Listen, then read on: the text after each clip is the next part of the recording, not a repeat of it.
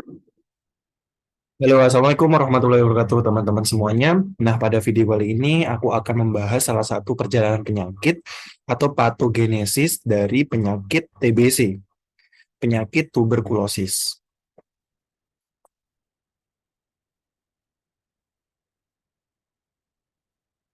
Oke. TBC merupakan kepanjangan dari tuberkulosis, yang mana penyakit ini merupakan salah satu jenis penyakit inflamasi kronik yang menyerang di parenkim paru manusia atau jaringan paru di dalam tubuh manusia itu sendiri. Nah, TBC itu disebabkan atau etiologinya adalah salah satu bakteri. Bakteri salah satu golongan yaitu golongan bakteri tahan asam. Yang mana bakteri ini apabila diwarnai oleh pewarnaan khusus, kalau di dalam laboratorium itu ya, itu nanti akan dicat dengan pewarnaan khusus, itu akan yaitu namanya pewarnaan Zell-Nielsen, nanti akan tetap memperlihatkan bahwa warna bakteri itu merah gitu, di antara backgroundnya itu biru gitu, kurang lebih seperti itu. Nah, bakteri ini merupakan penyebab utama dari penyakit TB paru ini. Nah, TB paru, TBC atau tuberkulosis itu bisa menyerang paru-paru. Kalau misal berkomplikasi lebih lanjut, bisa menyerang organ-organ sekitar seperti TB tulang, TB otak, TB kulit gitu. Jadi ada banyak. Nah, ini merupakan perjalanan penyakitnya. Mungkin teman-teman bisa lihat, saya sajikan dalam bentuk tabel banyak kayak gini. Ini saya dapatkan dari The Calgary Guide. Nanti teman-teman kalau mau filenya juga bisa akses juga. Saya lampirkan nanti. Oke, jadi awal mula dari penyakit ini. Karena penyakit ini merupakan penyakit yang ditularkan melalui sistem pernapasan, jadi di sini transmisi atau penularannya pun melewati droplet atau air yang dikeluarkan atau suatu cairan yang dikeluarkan akibat batuk, bersin dari seseorang ataupun mungkin bicara dari seseorang yang aktif terkena infeksi aktif yang terkena penyakit TBC gitu teman-teman. Jadi apa cairan atau droplet ya namanya, droplet yang mengandung basil atau droplet nuklei bilangnya gitu ya, mengandung penyebab dari bakteri ini tadi. Jadi cairan yang tadi itu berisi suatu bakteri, bakterinya bernama Mycobacterium tuberculosis. Nah, akan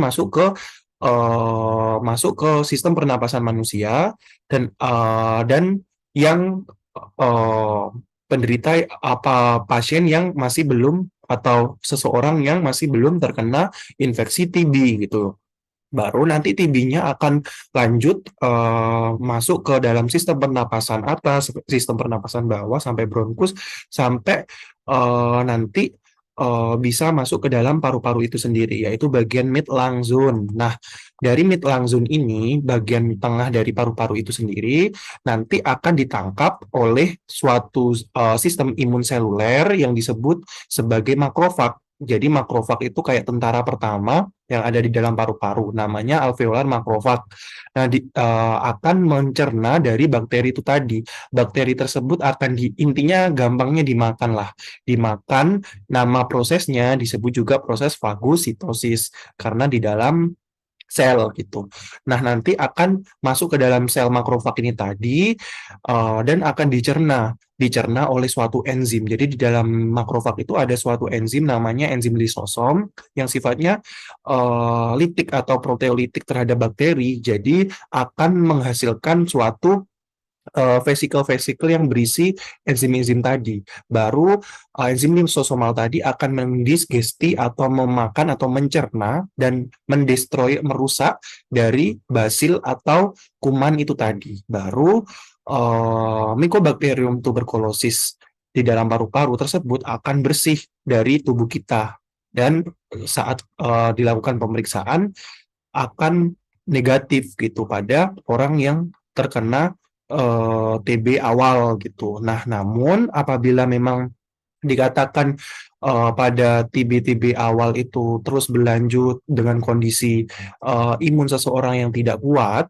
maka yang terjadi akan berlanjut, yang mana eh, apa makrofag tadi itu akan makrofag yang mencerna si basil tadi itu akan mengaktifkan dan merilis reaksi merilis inflamatori atau intinya sinyal-sinyal untuk mengundang teman-temannya gitu. Teman-temannya untuk menyerang si bakteri ini karena bakteri ini ternyata lebih kuat dari sistem imun kita gitu. Akan mengeluarkan tumor nekrosis alfa, interleukin 1 beta, interleukin 6 maupun 8. Nah, akibatnya yang terjadi adalah teman-temannya yang lain akan ngumpul di salah satu tempat dan seperti apa teman-temannya? Sistem imun yang lain seperti neutrofil, sel darah putih yang lain, sel limfosit T, monosit yang menyerang di satu titik vokal atau titik lokal di akibat akibat infeksi bakteri tadi, misal bagian tengah kayak gitu. Nah, baru nanti yang terjadi adalah makrofag itu akan berkumpul dan akan kayak membentuk suatu tuberkel. Tuberkel itu kayak area, kayak lingkaran, kayak intinya kayak payungnya jamur gitu ya, yang melingkar, yang mengelilingi dari bakteri itu tadi gitu. Nah, nanti akan saya tampilkan di slide di samping. Nanti itu disebut juga sebagai gonfokus. Jadi nanti akan terlihat di foto X-ray-nya atau foto rongsennya akan terlihat kayak bercak-bercak putih kayak gitu, kayak bulat kayak gitu. Bayangan juga kelihatan di foto rongsennya. Nah, bisa terjadi selain itu apabila infeksi itu berlanjut, sistem imun semakin turun, yang terjadi adalah Mycobacterium tuberculosis akan apa itu namanya? Selanjutnya akan dikenali antigen dari Mycobacterium tuberculosis itu. Antigen itu kayak pengenal, pengenal yang dimiliki oleh Mycobacterium tuberculosis atau bagian sel kecil, bagian struktur kecil yang bisa ditransferkan yang menjadi sinyal di tubuh kita, oh ini ada bakteri nih kayak gitu. Akan dipresentasikan melalui T sel dengan MHC kelas 2. Jadi MHC itu merupakan kayak perpanjangan tangan, intinya gitu. Yang mana akan terjadi suatu uh, T cell respon, bisa T cell respon itu menjadi delay atau menjadi terlambat untuk mengenali karena imunokompromis. Jadi kondisi-kondisi yang dikatakan tubuh manusia itu imunnya turun terjadi akibat itu tadi T cell responnya itu delay gitu. Itu yang penting bisa digarisbawahi, ini penting. Nah, makanya yang terjadi adalah granuloma akan membentuk bakteri-bakteri tadi semakin aktif, semakin replikasi dan berkembang biak di situ dan akan nekrosis dan membentuk likuifaksi. Yang terjadi adalah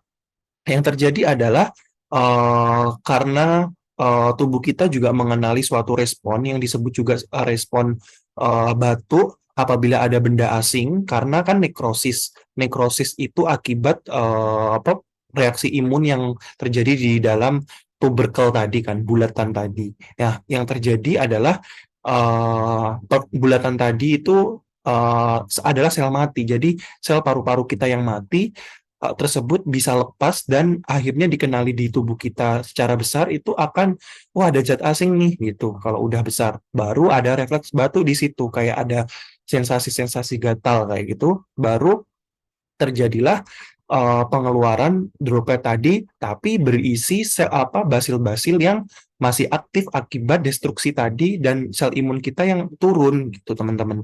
Nah, makanya apabila sputumnya itu dites, biasanya kalau misal ini mulai ada gejala ya, ada seperti kronik, batuk kronik lebih dari 3 minggu, 2 minggu kayak gitu, disertai demam sumber-sumber, disertai juga eh, berkeringat malam maupun penurunan berat badan karena metabolisme. Nah, hal tersebut menyebabkan menyebabkan apabila seseorang ini datang ke puskesmas maupun layanan kesehatan, nanti akan terlihat apa hasil hasil pemeriksaan sputum atau dahaknya akan positif akibat basil tadi yang nekrosis dan keluar, dan hal tersebut masuk di dalam sputum gitu, sputum di tenggorokan kita gitu. Nah, itu disebut sebagai TB aktif. Nah, bagaimana kalau tubuh kita itu kuat gitu ya? Tubuh kita, sistem imun kita kuat. Nah, yang terjadi adalah CD4 T cell, atau ya intinya ini adalah salah satu sel darah putih kita, akan tersensitisasi dan akan menyerang tuberkulosis antigen tadi, dan akan merilis atau mengeluarkan interferon gamma.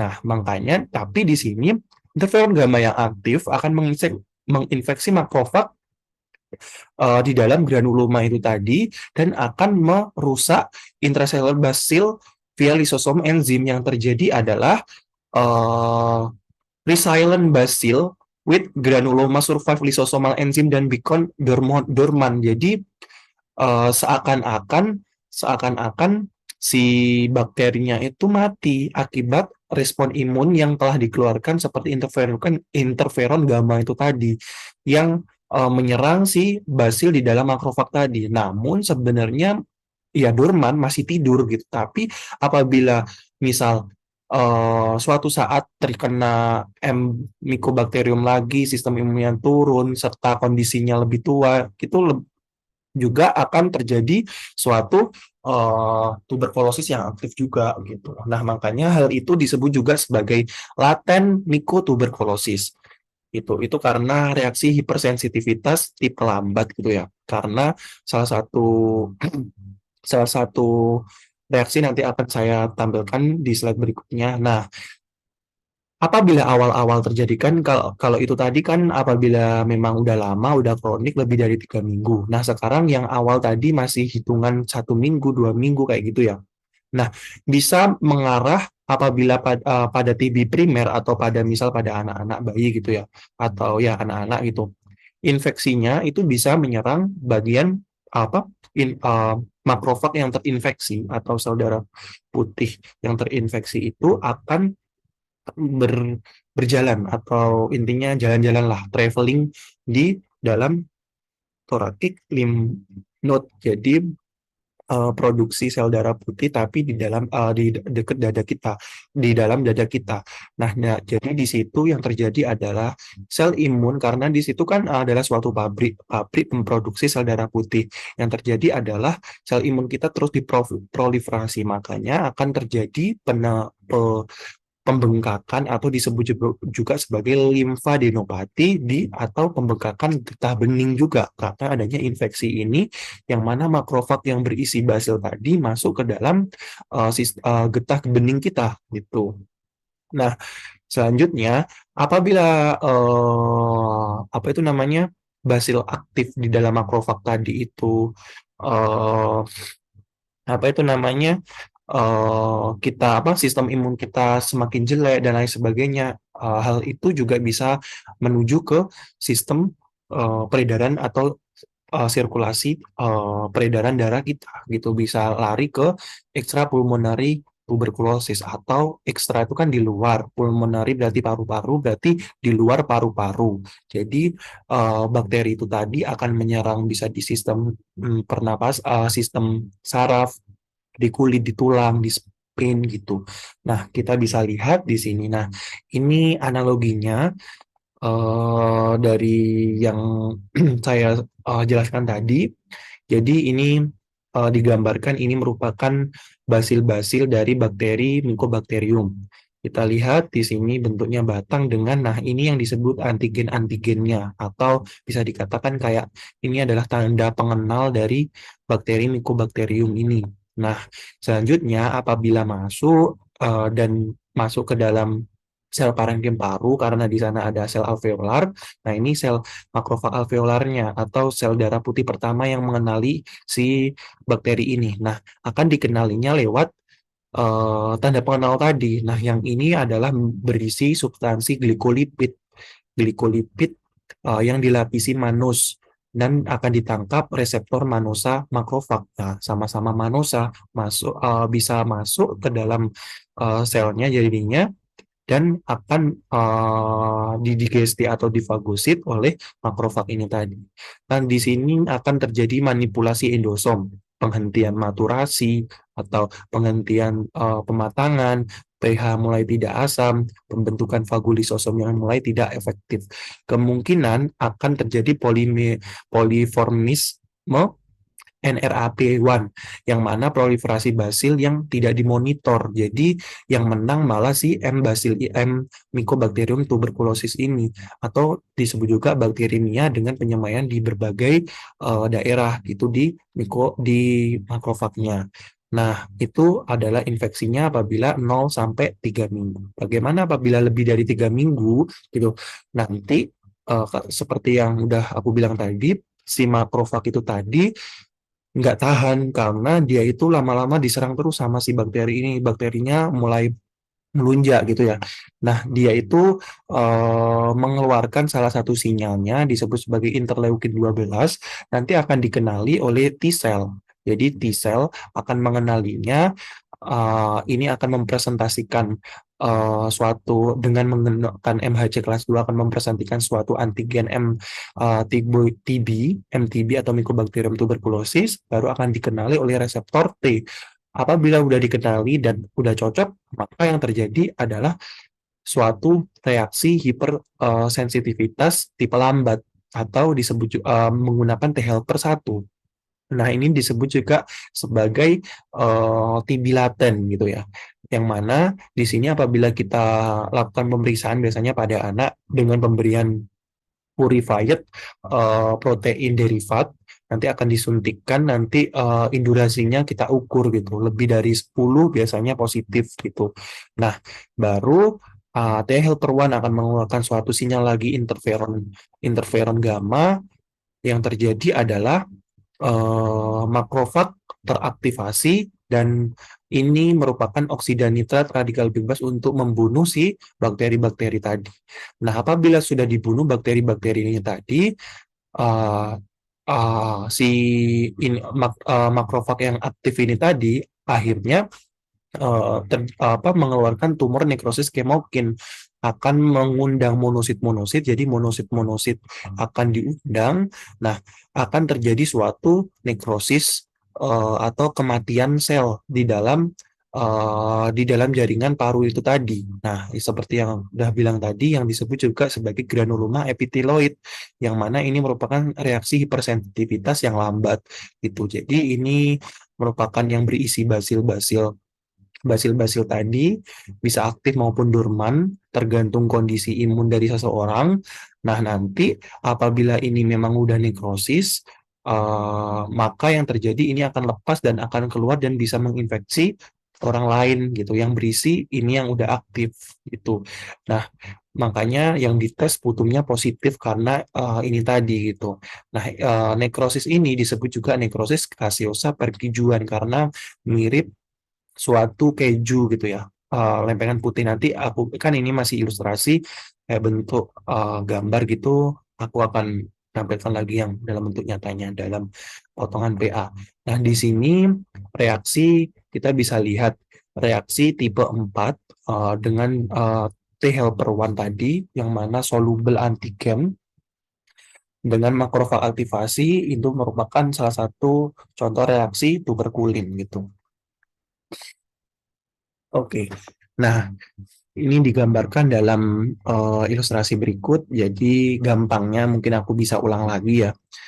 Ekspulsi. Jadi seseorang yang telah terinfeksi atau bisa dikatakan TB aktif, pasien TB aktif, TB paru aktif, dengan adanya ini mulai terbentuk nekrosis kaseosa dengan di dalamnya ada nekrosis pertujuan ya. Nanti itu bisa ada rangsangan suatu batu sehingga seseorang ini akan refleks batuk dan sputumnya atau cairan lendirnya akan mengandung basil-basil tadi.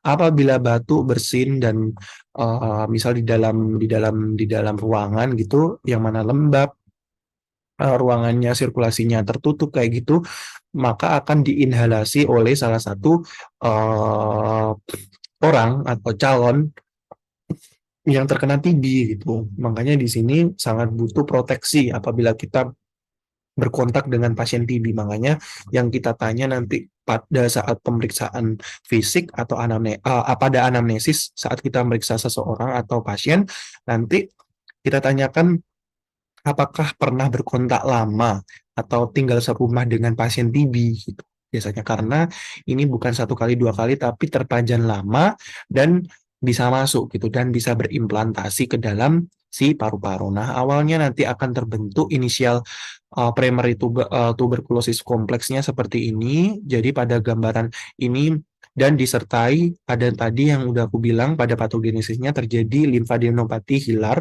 perihilar juga.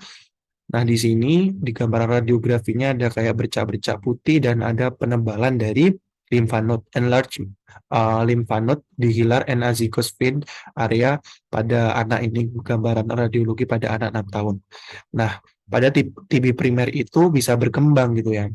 Dan kita bisa lihat di sini nekrosis perkijuannya itu seperti ini. Jadi ini merupakan dry out focus fibros kapsul lama-kelamaan di sini itu akan menebal dan di sini akan terkapsularisasi apa kayak terkalsifikasi gitu teman-teman. Jadi bisa bisa bisa keras gitu ya.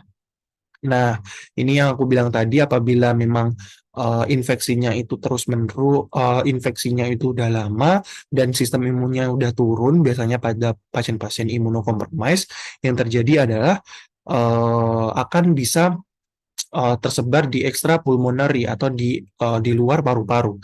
Jadi ini kan nekrosisnya di sini bisa lari ke pleura, di beberapa part dari apa si paru-paru dan bisa lari juga di pembungkus jantung menjadi perikarditis atau mungkin bisa ditelan masuk ke dalam usus disebut juga TB usus di dalam intestin dan juga bisa melewati sirkulasi darah melewati via blood and or limfatik atau getah bening sehingga bisa lari ke TB tulang, di kelenjar adrenal, di ureter, di ginjal, di adnexa, sistem reproduksi wanita, di central nervous system atau sistem saraf pusat, maupun di genital pun juga bisa.